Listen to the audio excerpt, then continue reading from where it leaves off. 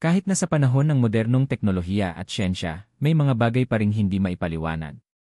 Hindi lahat ng kwento ay may rasyonal na paliwanag, at may mga bagay na tinatago ng ating mga ninuno na hindi natin dapat malimutan. Isa na dito ang kwento ng isang batang aswang na hindi lamang naging biktima ng sarili niyang kasaysayan, kundi pati na rin ng mga pagkakataon na sumubok siyang magbagong buhay. Ngayong gabi, ibabahagi ko sa inyo ang kwento ng isang batang aswang na nagkaroon ng pagkakataon na baguhin ang kanyang tadhana sa isang nyugan na puno ng lihim, takot, at pagnanasa. Si Nico, isang binatang nanggaling sa isang simpleng pamilya, ay hindi akalain na ang kanyang buhay ay magbabago ng tuluyan nang bumili siya ng isang maliit na sakahan ng nyog. Sa unang tingin, tila isang magandang oportunidad para sa kanya. Isang lugar na malayo sa ingay ng syudad, malalim sa kabundukan, at puno ng likas na yaman. Ngunit ang hindi alam ni Nico, ang lugar na kanyang pinili ay may mga kasaysayan na magpapaalalahan sa kanya ng kanyang tunay na pagkatao. Ang nyugan na kanyang nakuha ay hindi basta sakahan, ito ay isang lugar na may mga nakatagong puwersa, mga nilalang na hindi nakikita ng mga mata ng ordinaryong tao, ngunit nararamdaman sa bawat sulok. Habang binabaybay ni Nico ang kalsadang papunta sa kanyang bagong tahanan, ramdam niya ang kakaibang pagtingin ng mga tao sa bayan. Ang mga matatanda ay tila nag-iwas sa kanya, at ang mga kabataan naman ay may mga kwento na hindi nila ipinaalam. Nagmistulang, bagong may-ari, siya ng nyugan. Pero sa mata ng mga nakatatanda, isa siyang bagong tagapagmana ng isang lihim na matagal nang iniiwasan ng mga tao sa baryo. Dito na nagsimula ang mga katanungan sa kanyang isipan. Bakit parang may kakaibang takot sa bawat pagtingin nila sa kanya? Ano ang hindi nila sinasabi? Sa mga unang linggo, nagpatuloy ang tahimik na pamumuhay ni Nico sa nyugan. Inisip niyang normal lang ang mga kwento tungkol sa aswang at mga kababalaghan sa paligid, mga kwento na naririnig lang sa mga kwento ng matatanda. Ngunit isang gabi, habang siya ay nag-ikot sa kanyang sakahan upang magtanim ng bagong nyog, nakaramdam siya ng kakaibang puwersa na tila nag-aanyaya sa kanya. Sa bawat hakbang na kanyang ginagawa, parang may humahaplos sa kanyang balat, hindi malamig, hindi mainit, kundi isang puwersa na parang may buhay. Nakita niya ang isang matandang puno ng nyog sa gitna ng sakahan na hindi niya namalayan sa mga unang araw na siya ay nagtrabaho. Ngunit ang puno, hindi lang isang ordinaryong puno. May mga sugat sa katawan nito na parang binabaybay ng isang nilalang. At sa ilalim ng mga dahon, isang anino ang biglang dumaan, mabilis at hindi maipaliwanag. Doon, sa ilalim ng matandang puno, nagsimulang magsalita ang mga tao sa bayan. May mga kwento na umabot na sa mga kabataan na ang mga may-ari ng nyugan ay hindi basta tao. Ang mga aswang ay may kakayahang magtago sa balat ng isang normal na tao. Ayon sa mga matatanda, ang nyugan na iyon ay minana ng mga aswang na nagtatago sa anyo ng mga bagong may-ari ng sakahan. Ang tanong na bumangon sa isipan ni Nico, ako ba ay isa na sa kanila? Habang iniisip ni Nico ang mga kakaibang pangyayari, isang gabi, isang misteryosong bisita ang dumating sa kanyang tahanan. Isang matandang babae na nagsabing may dala siyang mahahalagang impormasyon tungkol sa nyugan, ngunit may kapalit ito. Sinabi niyang hindi na siya makakawala sa sumpang nag-ugnay sa kanya at sa nyugang ito, at ang isang malaking sakripisyo ay kailangang maganap upang mapigilan ang kasunod na salot na magdudulot ng panganib sa buong bayan. Ngunit ang matandang babae ay may isang huling babala, huwag mong gawing biro ang pamamana ng dugo ng aswang. Kasi balang araw, magbabalik sa iyo ang kinatatakutan ng lahat. Nasa harap ni Nico ang isang mahirap na desisyon, lalaban ba siya sa kanyang tunay na kalikasan? O maghihintay na lang siya sa tadhana na itinadhana ng mga unang may-ari ng nyugan? Sa ilalim ng mga puno ng nyog, magsisimula ang laban para sa kanyang kaligtasan at ang pagtuklas ng masalimuot na kasaysayan ng kanyang pamilya na may koneksyon sa mga nilalang na hindi kayang ipaliwanag ng siyensya. Kinabukasan, tila walang nangyaring kakaiba. Nagising si Nico na parang panaginip lang ang lahat ng nakita niya kagabi, ang matandang babae, ang babala, at ang aninong dumaan sa ilalim ng puno. Ngunit kahit anong pilit niyang kumbinsihin ang sarili na bunga lang iyon ng pagod at imahinasyon, hindi niya maitatanggi ang kakaibang pakiramdam sa kanyang dibdib. Para bang may malamig na hangin na laging sumusunod sa kanya, kahit tirik ang araw at walang ulap sa langit. Hindi na rin mapalagay ang kanyang isip. Bawat hakbang sa loob ng nyugan ay may kasamang kaba. Napansin niya rin na unti-unting nananahimik ang mga kapitbahay niya sa paligid. May ilan na dati kumakausap sa kanya na bigla na lang hindi na sumasagot sa kanyang bati. Ang ilan ay palihim na nakatingin para bang may gustong sabihin pero pinipigilan ang sarili. Minsan, naririnig niya ang pagbulong sa tindahan at paglingon niya, biglang nagkakanya-kanya ng tingin ang mga tao. Isang beses, habang bumibili siya ng bigas, may batang babae na walang prenong nagsabi sa kanya, "Ikaw yung sinasabi ni Lola na magpapagising sa mga patay sa nyugan." Napangiti na lang si Nico, pilit pinagtatakpan ang kaba. Pero sa totoo lang, unti-unti nang nabubuo ang takot sa puso niya. Ang mga salitang magpapagising sa mga patay ay bumulong sa tenga niya buong gabi. Naalala niya ang kwento ng lola niya noong siya ay bata pa, na may mga nilalang daw na hindi namamatay, kundi natutulog lang sa lupa. At sa oras na may magkamaling manggising sa kanila, babalik silang muli para tapusin ang iniwang tungkulin. Isang gabi, hindi siya makatulog. Lumabas siya para magpahangin at napagawi ang lakad niya sa gitna ng nyugan. Ang katahimikan ng paligid ay tila sumisigaw. Walang hangin. Walang kuliglig. Walang kahit anong tunog kundi ang tunog ng kanyang sariling hakbang. Pagdating niya sa ilalim ng matandang puno, tila may humihigop sa kanya. Hindi niya alam kung bakit, pero parang may puwersang humihila sa kanya para lumapit. Doon niya napansin ang isang maliit na hukay, tila bagong-bago. Wala ito roon kahapon. Nilapitan niya ito, at habang tinititigan niya ang lupa, parang may gumagalaw sa ilalim. Sa sobrang takot, umatras siya at bumalik agad sa bahay. Ngunit sa kanyang pagtalikod, may narinig siyang mahinang boses. Isang bulong. Hindi mo ito maiiwasan. Hindi niya alam kung guni-guni lang ito ng kanyang isipan, o talagang may kakaibang nilalang na sumusubaybay sa kanya. Kinabukasan, pumunta siya sa barangay hall para makipag-usap sa kapitan. Gusto niyang malaman kung may alam ba ang lokal na pamahalaan tungkol sa dating may-ari ng nyugan. Ngunit imbes na tulungan siya, tila pinigilan pa siya ng kapitan. "Anak, kung ako sa'yo, wag mo nang guluhin ang nakaraan. May mga bagay na hindi dapat binubuksan. Basta, alagaan mo na lang ang lupa. Huwag mo na itong hukayin, huwag mo nang pakialaman." Umalis siyang lalong naguguluhan. Hindi ba't karapatan niyang malaman ang kasaysayan ng lupang nabili niya? Bakit parang may sabuatan ang buong barangay para itago ang totoo? Pag-uwi niya, binuksan niya muli ang lumang sobre na ibinigay sa kanya ng matandang babae noong gabing iyon. Sa loob nito ay isang luma at kupas na litrato, larawan ng nyugan noong hindi pa ito nahahati-hati. Nakatayo roon ang isang lalaki, may matipunong katawan at mabagsik ang tingin. Sa likod ng litrato, may nakasulat na pangalan, Luisito Ray. Daguhoy, huling tagapangalaga. Biglang may naalala si Nico. Ang apelyidong Daguhoy, iyon ang apelyido ng kanyang yumaong lola sa probinsya. Daguhoy din siya kung tutuusin, pero ginamit lang niya ang apelyido ng kanyang ama para sa mga dokumento. Tila unti-unting nabubuo ang koneksyon. Hindi lang pala basta lupa ang nabili niya, ito pala ay bahagi ng kasaysayan ng sarili niyang pamilya. At ngayon, siya na ang bagong tagapangalaga. Pero anong klaseng tagapangalaga? Ano ba ang totoong tungkulin niya? At bakit ang salitang i-aswang ni ay paulit-ulit na binabanggit ng mga tao sa paligid? Hindi ba't katang-isip lang iyon? O baka nga may katotohanan sa mga kwento? Habang papalubog ang araw at unti-unting bumabalot ang dilim sa kanyang nyugan, isang malakas na alingawngaw ang narinig mula sa kabilang bahagi ng sakahan. Isang sigaw hindi pangkaraniwan. Sigaw na puno ng sakit o gutom. Agad siyang kumaripas ng takbo, dala ng kaba at pagkataranta. Ngunit pagdating niya sa lugar kung saan nanggaling ang sigaw, wala siyang nakita kundi mga bagong bakas ng paa sa lupa. Malalaki. Matulis. At tiyak niyang hindi galing sa tao. Sa mga susunod na gabi, may mas matindi pa siyang matutuklasan. Ngunit sa ngayon, sapat na ang babala. Ang lupa ay buhay. At ang dugo, kahit ilang henerasyon na ang lumipas, ay bumabalik sa pinanggalingan nito. Pagbalik ni Nico sa kanyang bahay matapos ang insidente sa nyugan, hindi na siya mapakali. Paulit-ulit niyang iniisip ang mga bakas ng paa na nakita niya, matutulis, malalaki, at tila hindi talaga gawa ng tao.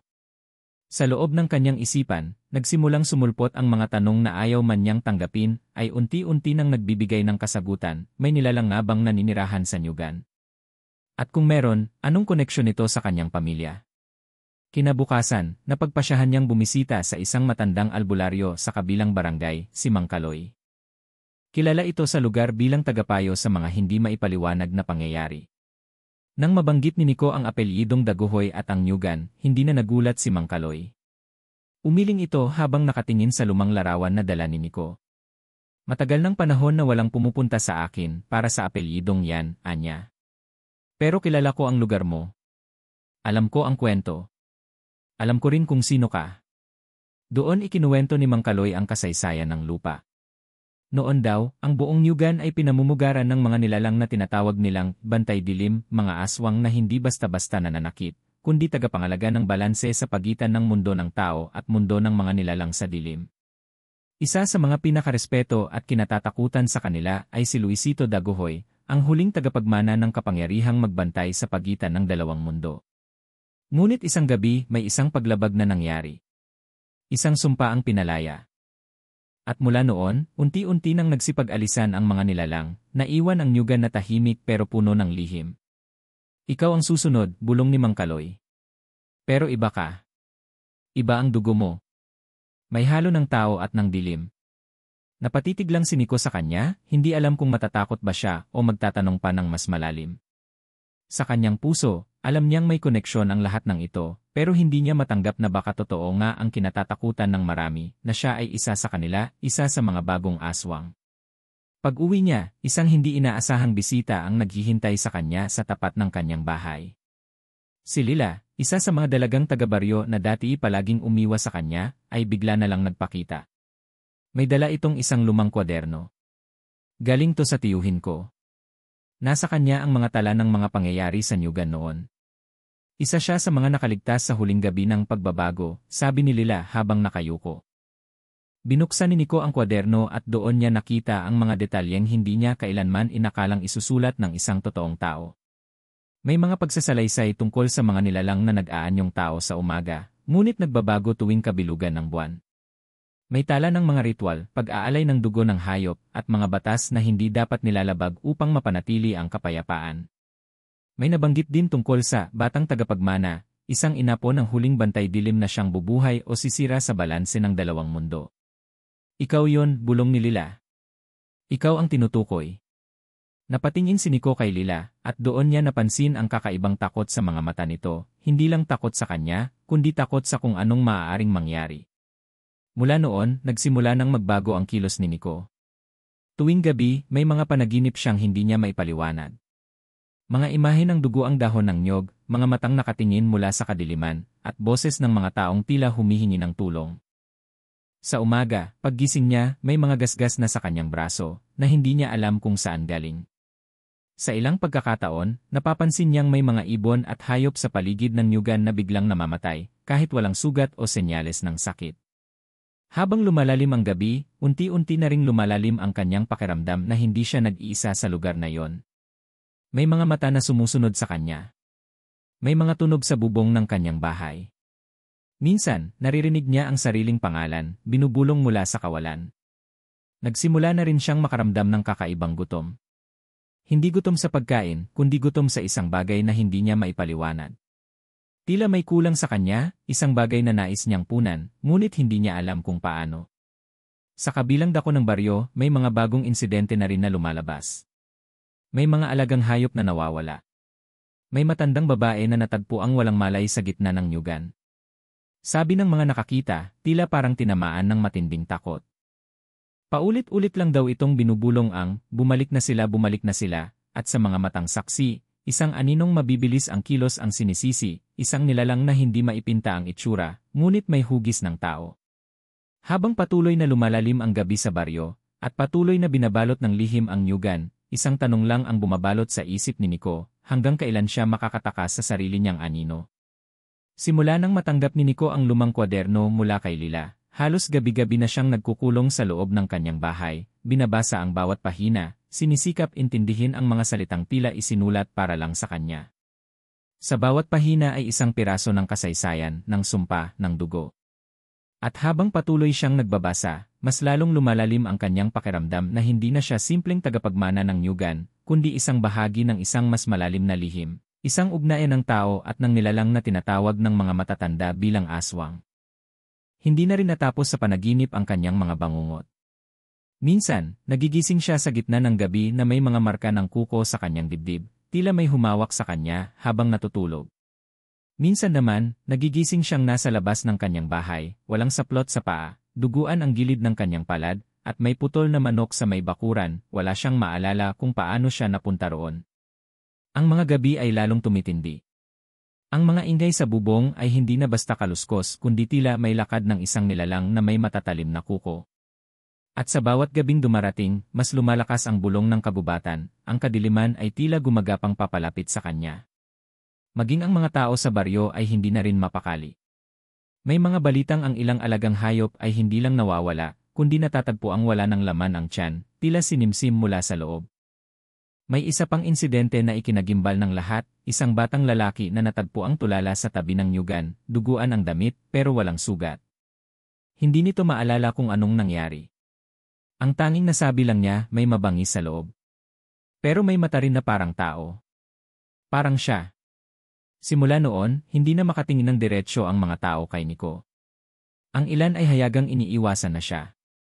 May isang gabi pa na habang bumibili siya ng bigas sa tindahan, may matandang lalaki na sumigaw, "Ikaw ang dahilan. Ikaw ang bumuhay sa dilim." Pilit siyang pinapalayas. Pinagkaisahan ng ilan pero may mga kagaya ni Lila na nanatiling tahimik sa gilid, hindi nagsasalita pero hindi rin lumalayo. Hanggang isang gabi, sa tapat ng kanyang bahay, dumating si Lila, basang-basa sa ulan, nanginginig sa lamig pero punong-puno ng takot ang mukha. "Nico, kailangan mong pumunta sa ilalim ng nyugan. Ngayon, may nakita ako. Sa ilalim ng puno. Nakalibing." Hindi na siya nagtanong. Kinuha niya ang flashlight at isang machete, at sinamahan si Lila sa nyugan.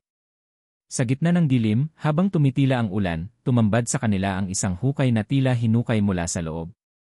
Parang may umakyat. Nagsisimula ng bumuka ang lupa sa paligid. Mula roon, may amoy na parang nasusunog na karne, at isang malamig na simoy ng hangin ang bumulong ng pangalang Daguhoy na patigil si Nico. Biglang bumalik ang lahat, ang mga panaginip, ang boses sa kanyang isip, ang dugo sa kanyang palad. May isa pang nilalang na natutulog sa ilalim, sabi ni Lila, halos hindi na makahinga. Siya ang matandang aswang na pinigilan ng lolo mo noon. Hindi siya napatay. Inilagay lang sa ilalim ng lupa at ginamitan ng selyong dugo. Pero nang dumating ka, nang humawak ka sa puno na wala ang selyo. Tila may hangin na biglang dumaan sa kanilang pagitan, kasabay ng kaluskos ng mga dahon na parang mga paa sa itaas ng puno. Tumataas na ang tensyon. Sa di kalayuan, may mga matang tila nanonood mula sa dilim. May mga aninong nagsusulputan sa pagitan ng mga puno. Hindi na nila alam kung tao pa ang mga ito. Sa bawat paghina ni Nico, parang may bumubulong sa kanya. Ikaw ang susi. Ikaw ang daan. Sa kabila ng takot, unti-unti niyang nararamdaman ang kakaibang lakas sa loob ng kanyang katawan, parang isang alon ng enerhiya na hindi niya alam kung sa kanya ba talaga galing. Ang kanyang mga mata ay tila lumalabo, ngunit ang kanyang pandinig ay lalong lumilinaw. Naririnig niya ang tibok ng lupa, ang galaw ng mga nilalang sa paligid, at ang hinaing ng isang matandang tinig mula sa ilalim ng hukay, tinig na nagmamakaawa na pakawalan. Kapag nagising siya, wala nang balikan, bulong ni Lila habang hawak ang kanyang braso. Pero kung hindi siya gisingin, ikaw ang sisirain. Napatingin si Nico sa lupa. Sa gitna ng takot at kalituhan, isa lang ang malinaw, kailangan na niyang pumili. Ang kanyang dugo ang susi. At sa ilalim ng lupa, naghihintay ang nilalang na matagal nang nakalimutan ng mundo. At doon, habang nagsisimula ng magputukan ang mga sanga sa paligid at tila gumagalaw na ang lupa, unti-unting bumabalot ang kadiliman sa buong nyugan, ito na ang gabi ng pagkakatuklas, at ang gabi na magpapasya kung sino talaga si Nico, tagapagligtas o tagapagpalaya ng dilim. Sa kalagitnaan ng gabi habang binabalot ng madilim na ulap ang buong nyugan, unti-unting gumalaw ang lupa sa ilalim ni Nico at Lila. Ang alon ng enerhiya sa paligid ay lalong tumitindi, parang may bumabangon mula sa kailaliman. Ngunit bago pa man tuluyang lumitaw ang nilalang na natutulog sa ilalim ng lupa, biglang huminto ang pagyanig. Tumahimik ang lahat. Para bang may pumigil. Para bang may mas malakas pang puwersa ang nagpasya na hindi pa ito ang tamang oras. Napapitlag si Nico at si Lila. Bakit huminto? Bulong ni Lila, nananatiling nakadikit sa kanyang braso. Saglit lang ang katahimikan. Ngunit sa di kalayuan, may isa pang tunog ang umalingaw-ngaw, hindi mula sa ilalim, kundi mula sa ibabaw ng bundok, kung saan naroon ang pinakalumang bahagi ng nyugan. Isang puting apoy ang biglang sumiklab, at mula roon, nakita nila ang isang figurang pamilyar, ngunit imposibleng nandoon, si Luisito Dagohoy, ang lolo ni Nico. Imposible, bulong ni Nico habang namumutla. Patay na siya. Inilibing namin siya dito. Pero ang nakikita nilang nilalang ay hindi na ang lalaking matanda sa mga lumang larawan. Ang anyo nito ay tila nahaluan ng apoy at anino, at sa mga mata nito ay may halong galit at kalungkutan. Sa kanyang bibig lumabas ang isang tinig na tila doble, isang boses ng tao at ng nilalang. Ako ang selyo. Ako ang bantay. At ikaw, apo ko, ang naging dahilan kung bakit nabasag ang lahat. Hindi makagalaw si Nico. Ang kanyang dibdib ay tila binuhusan ng yelo at apoy ng sabay. Hindi siya makapaniwala sa sinasabi ng kanyang lolo, na siya mismo ang naging dahilan ng pagbagsak ng harang sa pagitan ng mundo ng tao at ng nilalang sa dilim. Ngunit bago pa siya makasagot, dumagundong muli ang lupa. Bumalik ang pagyanig, ngunit ngayon, hindi na ito galing sa hukay kundi sa mismong mga puno ng nyog. Ang mga ugat nito ay unti-unting lumalabas sa lupa, parang may hinahanap, parang may sinusundan. Biglang nahulog si Lila sa lupa, hawak ang kanyang dibdib. Nico, may nararamdaman akong mas masahol. Hindi lang ang nilalang sa ilalim ang gising. Meron pang iba. Doon lumabas ang ikalawang katotohanan na hindi inaasahan ni Nico, si Lila ay may dugong katulad niya. Hindi ito ordinaryong tao. Isa rin siyang tagapagmana pero hindi ng angkan ng Dagohoy. Siya ay mula sa angkan ng mga tagapangalaga ng apoy, ang dating kaaway ng mga bantay dilim. Iyon ang dahilan kung bakit niya nadama ang paggising ng matandang aswang. Iyon din ang dahilan kung bakit patuloy siyang lumalapit kay Nico, hindi lang para tumulong, kundi dahil bahagi siya ng panandang itinakda noong unang panahon. Hindi ako nagsinungaling sa'yo, sabi ni Lila habang pinipigilan ang panginginig ng kanyang katawan. Pero hindi ko rin masabi ang totoo. Pinadala ako rito para siguraduhin na kapag bumalik ang dilim, may babalanse sa kanya. Tinuro niya si Nico. At doon niya naintindihan ang kabuuan ng misteryo. Hindi lang pala siya ang susi, silang dalawa ni Lila ang susi. Iisa ang pinanggalingan ng kaguluhan, at iisa rin ang posibleng makapigil dito. Ngunit sa bawat segundo, lalong lumalalim ang kaguluhan. Sa buong nyugan, nagsimula nang lumabas ang iba pang nilalang, mga anino na gumagapang sa mga puno, mga matang pulang nakasilip sa mga sanga, mga sigaw na hindi malaman kung galing sa hayop o tao. Sa kabila ng kaguluhan, biglang may dumating na 3 estranghero mula sa ibang baryo. Nakasuot ng itim, may daladalang sinaunang sandata at tila may alam sa nangyayari. Kailangan nating tapusin ito bago magbukang liwayway, sabi ng isa. Ang aswang na natutulog ay hindi lang isa. 2 silang nakabaon dito. At ang isa ay hindi natulog para maghintay kundi para magtago. Napalingon si Nico at si Lila. Ang sinabi ng estranghero ay isa pang malaking revelasyon.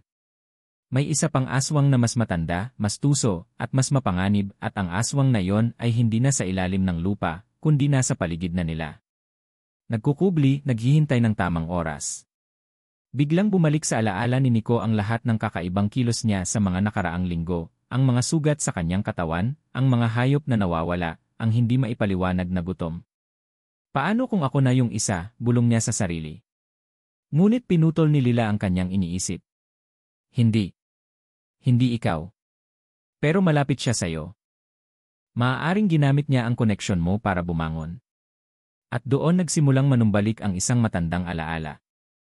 Isang tauhan ng pamilya nila na biglang nawala noon, isang kasambahay na minsan ay parang anino sa bahay pero laging naroon. Hindi na siya nakita mula nang mamatay si Luisito Dagohoy. At ngayon, may hinala si Nico na baka ito ang tunay na aswang na nagtatago sa anyo ng tao. Isang nilalang na mas matalino, mas mapanganib at may plano. At habang dumarating ang mga estranghero, habang lalong lumalakas ang puwersa ng lupa at ng dilim, iisa lang ang sigaw sa buong nyugan, wala nang atrasan. Ang gabing ito ang magiging simula ng wakas, ng katotohanan, ng pagkakakilanlan, at ng tunay na laban sa pagitan ng tao at ng nilalang. Habang sumisikat na ang unang liwanag ng madaling araw, unti-unti nang bumubukas ang buong katotohanan. Sa gitna ng nyugan, nakapaligid sina Nico, Lila, at ang 3 estranghero sa hukay kung saan muling nabuhay ang sinaunang nilalang.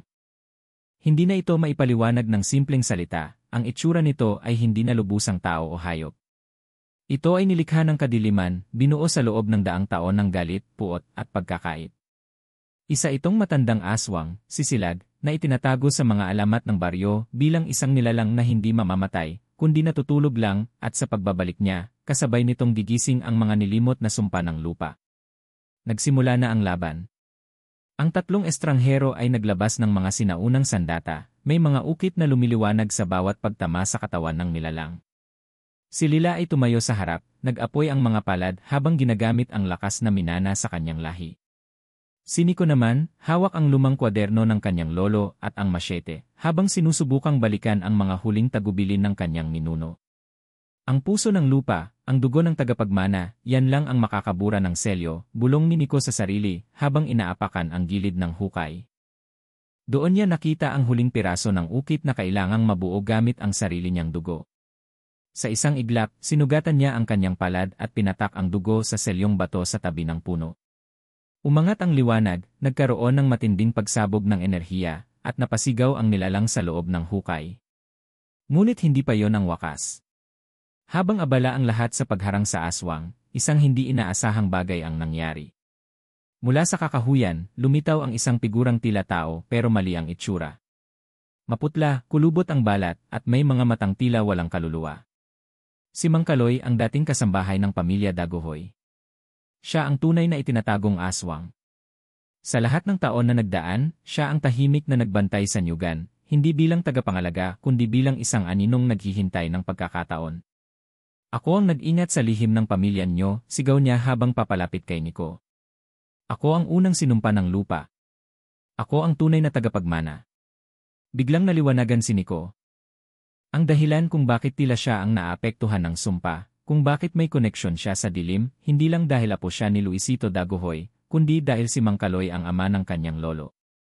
Isa ring aswang, pero mas matagal nang nagkubli sa anyo ng tao. Siya ang isa pang haligi ng kadiliman na muling nabubuhay ngayon. Pumagit na si Lila, sinubukang pigilan si Mang Kaloy gamit ang apoy sa kanyang palad. Ngunit hindi ito sapat. Sa isang iglap, hinipan ng nilalang ang apoy at pinatahimik ang paligid. Ngunit bago pa tuluyang matupok ang lahat, tumayo si Nico, hawak ang masyet at ang kwaderno, habang sumisigaw, kung ako ang susi, ako rin ang magsasara ng pinto. At sa huling hininga ng kanyang lakas, pinukpok niya ang bato sa gitna ng hukay gamit ang sariling dugo at ang sinaunang sandata. Umalinggaw ang isang matinis na tunog, tila sigaw ng kalikasan, at biglang sumiklab ang buong paligid ng nyugan sa liwanag. Pumulupot sa lupa ang enerhiya, hinigop ang mga nilalang ng dilim, kasama si Silag at si Mang Kaloy. Umikot ang hangin, bumulusok ang liwanag, at sa isang iglap katahimikan. Nang matahimik ang lahat, bumagsak si Nico sa lupa, pagod, sugatan, pero buhay. Lumapit si Lila, hawak ang kanyang kamay, habang unti-unting bumabalik ang araw. Akala nila'y tapos na ang lahat. Ngunit sa dulo ng nyugan, may isang batang babae na nakasilip mula sa puno. Walang nakapansin sa kanya, nakasuot ng puting damit, at sa kanyang mga mata ay may pulang ningning. Umiti siya ng marahan. Bukas ako naman. Sabay lumubog sa lupa ang kanyang anyo na parang alon ng hangin. At doon nagtapos ang gabi. Akala nila'y nailigtas ang baryo. Pero ang kadiliman ay hindi lubusang nawawala. Minsan, ito'y nagpapahinga lang, naghihintay ng panibagong pagkakataon. Ang nyugan ay nanatiling tahimik, pero sa ilalim ng lupa, may bagong kwento na namumuo. At ang sigaw sa kadiliman ay hindi pa tapos. Habang dahan-dahang nilulubog ng liwanag ng araw ang buong nyugan, ramdam ni Nico ang bigat ng lahat ng nangyari. Parang ilang buwan ang lumipas sa isang gabi lang. Ang mga sugat sa kanyang katawan ay nagsisimulang magsara, pero ang mga tanong sa kanyang isip ay nananatili. Lumapit sa kanya si Lila, nakangiti ngunit baka sa mata ang pagod. Tapos na, bulong niya. Para sa ngayon. Ang baryo ay tila bumalik sa normal sa mga sumunod na araw. Ang mga niyog ay muling namunga, ang mga alon ng hangin ay naging banayad, at ang mga tao ay nagsimulang magtanong kung bakit bigla na lang naging tahimik ang kabubatan. Hindi na rin muling nakita si Mang Kaloy, at ang mga estrangherong tumulong ay umalis nang hindi na nagpapaalam. Para bang alam nilang natapos na ang kanilang tungkulin. Isang linggo matapos ang insidente, bumalik si Nico sa lumang kubo kung saan nagsimula ang lahat. Binuksan niya ang lumang kwaderno ng kanyang lolo at sinimulang basahin ang mga pahina na dati hindi niya maintindihan. Ngayon, malinaw na sa kanya ang lahat. Ang mga kwento ay hindi lang alamat. Ang mga babala ay totoo. At ang nyugan nila ay hindi lang simpleng lupaing minana, ito ay isang tagpuan ng dalawang mundo, ng tao at ng nilalang. Nalaman din ni Nico mula sa huling pahina ng kwaderno na hindi lahat ng aswang ay masama. May ilan na piniling magbago, mamuhay ng tahimik o magbantay ng balanse. Kaya pala sa kabila ng kadiliman, may mga nilalang ding tumulong sa kanila. Doon niya napagtanto na ang labanan ay hindi lang itim at puti. May mga aninong hindi natin nauunawaan, pero hindi ibig sabihin ay kaaway agad. Habang sinusuri niya ang paligid ng nyugan, naalala niya ang batang babae sa dulo ng gubat, ang pulang mata, ang ngiti, ang malamig na presensya. Hindi pa rin niya alam kung sino siya, o ano siya, pero malinaw sa kanya ang isang bagay, ang sigaw sa kadiliman ay hindi pa tuluyang natapos. Isa lang itong pahinga, isang katahimikan bago ang panibagong unos. Samantala, si Lila ay bumalik muna sa kanilang angkan para ibalita ang mga nangyari. Nangako siyang babalik. Sa huling gabi bago siya umalis, nag-usat sila ni Nico sa ilalim ng punong niyog na kanilang tagpuan. Hindi mo kailangang harapin ang lahat mag-isa, sabi ni Lila. Ang laban ay hindi lang sa pagitan ng tao at aswang. Ito rin ay laban ng puso, ng pagdedesisyon kung alin ang tama kahit mahirap. Doon napagtanto ni Nico na mas malaki ang papel niya sa mundo kaysa sa kanyang inaakala. Hindi na siya basta tagapagmana ng nyugan. Isa na siyang tagapangalaga ng hangganan. Kaya't nagpasya siyang manatili sa baryo. Ipinagpatuloy niya ang pangangalaga sa nyugan, sinimulan ang pagtuturo ng mga kwento at babala sa mga kabataan, at unti-unting binuhay ang mga sinaunang paniniwala na matagal nang nakalimutan. Dumaan ang mga buwan. Sa bawat pag-ikot ng panahon, muling nanumbalik ang sigla ng baryo. Ang mga taong dati takot sa gabi ay natutong magtiwala sa liwanag.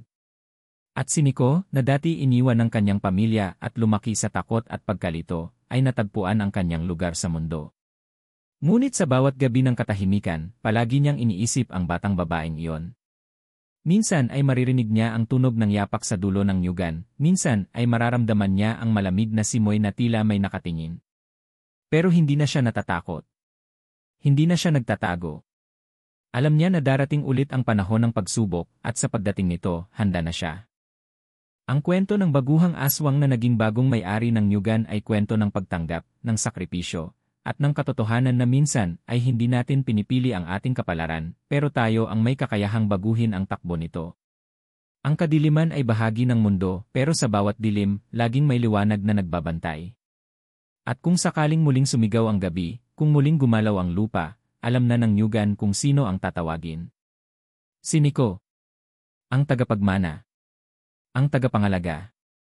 Ang lalaking hindi tumakbo sa kanyang anino, kundi hinarap ito, at naging liwanag para sa iba.